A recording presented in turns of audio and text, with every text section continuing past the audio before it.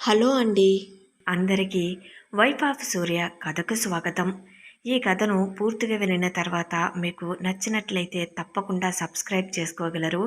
అదేవిధంగా ఈ కథకు సంబంధించిన మిగిలిన అన్ని పార్ట్స్ కూడా మన ఛానల్లో ప్లేలిస్ట్లో సేవ్ చేయబడి ఉన్నాయండి. ఒకవేళ మీకు ఇంట్రెస్ట్ అయితే కనుక వెళ్ళి చెక్ చేయొచ్చు. మరిక ఆలస్యం చేయకుండా కథలోకి వెళ్దాం. చందు అత్త మామలు ఇంటికి వెళ్ళిన కానిస్టేబుల్ని చూసి చందు అత్తగారు ఆశ్చర్యపోతుంది. మీరు పోలీస్ స్టేషన్కి రావాలి అని చెబుతారు కానిస్టేబుల్స్. మేము ఎందుకు రావాలి అయినా అని ఆమె వాళ్ల మీద కూడా గొడవ పడటానికి ప్రయత్నం చేసినా ఆమె పప్పులు ఉడకవు. మీరు ఏం మాట్లాడాలి అనుకున్నా స్టేషన్కి వచ్చి మాట్లాడండి అని చెబుతారు వారు. ఇక చేసేది లేక చందు అత్త మామలు స్టేషన్కి బయలుదేరుతారు. పోలీస్ కానిస్టేబుల్స్ చందు అత్త మామలను పోలీస్ స్టేషన్కు తీసుకువస్తారు. వారిద్దరూ లోపలికి రాగానే కోపంతో ఊగిపోతూ ఉంటారు. ఏమిటిది? మమ్మల్ని ఎందుకు ఇక్కడికి పిలిపించారు? మాకేం పని లేదిక్కడ మీతో మాట్లాడటానికి అని ఆమె బిగ్గరగా అంటుంది. మా అబ్బాయి కనిపించకపోతే మాకేం సంబంధం? ఎక్కడికి పోయాడో మాకేం తెలుస్తుంది అంటాడు చందు మామగారు. ఇంతకు ముందు చందు నుండి కంప్లైంట్ తీసుకున్న పోలీస్ ఆఫీసర్ వారిద్దరినీ శాంతపరచడానికి ప్రయత్నిస్తాడు. దయచేసి కూర్చోండి, మీతో మాట్లాడవలసిన కొన్ని విషయాలు ఉన్నాయి అంటాడు. ఆ పోలీస్, మేం కూర్చోవడానికి ఇక్కడికి రాలేదు. మా అబ్బాయి గురించి ఈ బుర్రలేని మనిషి ఏదో ఫిర్యాదు చేసిందట కదా, అందుకే మమ్మల్ని ఇక్కడికి లాక్కొచ్చారా అంటుంది నిరాకరిస్తూ. చందుని ముందే అక్కడికి రావలసిందిగా నవీన్ కోరటంతో అప్పటికే చందు కూడా స్టేషన్కి వచ్చి చేరుకుంటుంది. ఆమె ఒక పక్కగా నిలబడి భయంగా వారిని మాటలను వింటూ ఉంటుంది. పోలీస్ ఆఫీసర్ చందు వైపు చూస్తూ, మీరు చెప్పండమ్మా, వీరే మీ అత్తమామలా అంటాడు.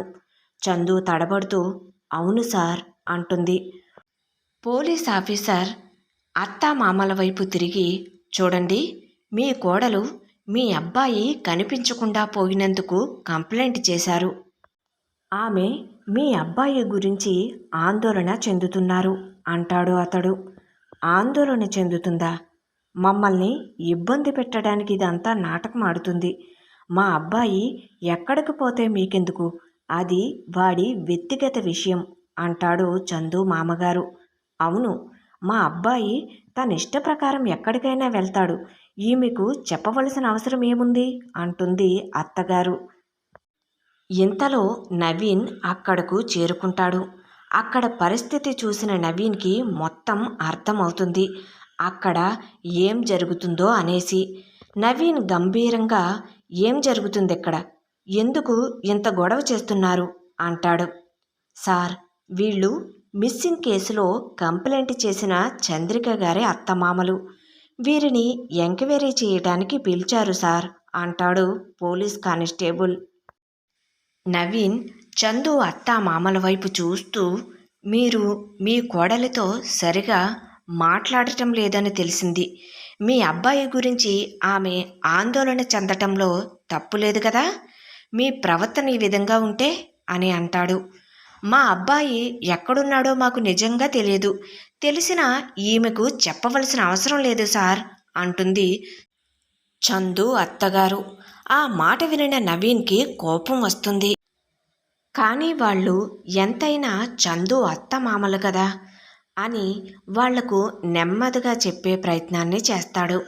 చూడండి, ఇది కేవలం మీ కోడలి సమస్య కాదు. ఒక వ్యక్తి కనిపించకుండా పోతే అది పోలీసుల బాధ్యత. మీ అబ్బాయి క్షేమంగా ఉన్నాడని నిర్ధారించుకోవటం మా కర్తవ్యం కూడా. మీరు సహకరిస్తే త్వరగా విషయం తెలుస్తుంది అంటాడు. మేము సహకరించడానికి సిద్ధంగా ఉన్నాం, కానీ మాకు నిజంగా ఏమీ తెలియదు సార్ అంటాడు చందు మామగారు. నవీన్ చందు వైపు తిరిగి చందు అత్తామామల ఎదురుగానే, చందు, నువ్వు నీ భర్త గురించి చివరిసారిగా ఎప్పుడు మాట్లాడావు అని ప్రశ్నిస్తాడు. అదేంటి, మా కోడలు ముందుగానే తెలుసా ఈ ఎస్ఐకి అని మనసులో అనుమానపడుతూ చూస్తూ ఉండిపోతారు చందు అత్తమామలు. వైఫ్ ఆఫ్ సూర్య కథ కొనసాగుతుంది. కథ నచ్చినట్లయితే ప్లీజ్ తప్పకుండా సబ్స్క్రైబ్ చేసుకుని ఎంకరేజ్ చేయగలరండి. ఈ కథను నేను ఓన్గా రాయడం జరిగింది. ఈ కథలో ఉన్నటువంటి పాత్రలు, సన్నివేశాలు, సందర్భాలు అన్నీ కూడా కల్పితమని మీ అందరికీ మరొకసారి తెలియజేసుకుంటున్నానండి. కథ ఎలా ఉంది అనేది కామెంట్ సెక్షన్లో తెలియజేయడం మాత్రం మర్చిపోవద్దండి. Thank you.